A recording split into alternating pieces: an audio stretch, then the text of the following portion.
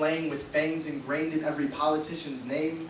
There's an unholy matrimony of revolution and tame. At this rate, hope will remain mundane in the minds of children.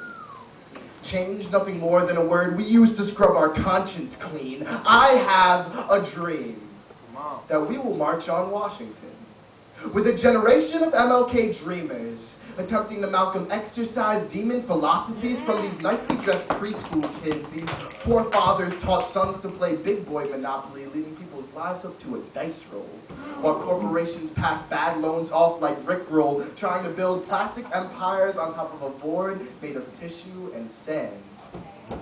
One day black can once again mean the absence of color, returning to its megathrone just outside the color wheel, because black is not a race.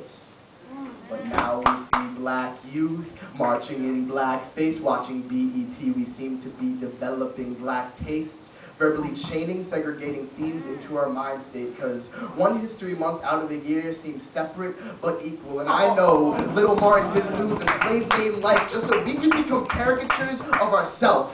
When will I no longer be a minority bridging barriers between races? It's hard to see how amalgamized this naked face is, because I'm not a Russian, Polish, persecuted Hebrew school student half the time. And I'm not a Jamaican, African, light-skinned and colored kid half the time. When we think in a world melting pot, I fit right in, but instead I'm just mixed up. As confused as my friends were when they called me Kool-Aid,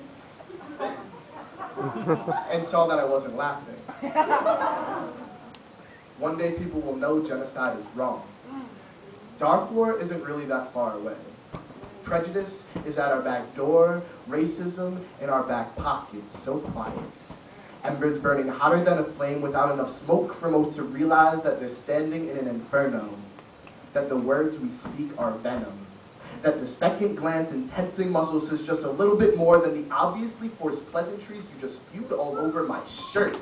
So are you tired yet of watching these politically correct porcelain masks whitewash a nation into thinking some big problem has been fixed? Because this past Christmas, the White House was a little more charred than usual. Are you tired yet of watching media bias create lies as truth dies, saying playmates hosting tea parties over funerals? Are you tired yet of how right now I need to scream so goddamn loud just to remind you that we have a voice? Quit watching.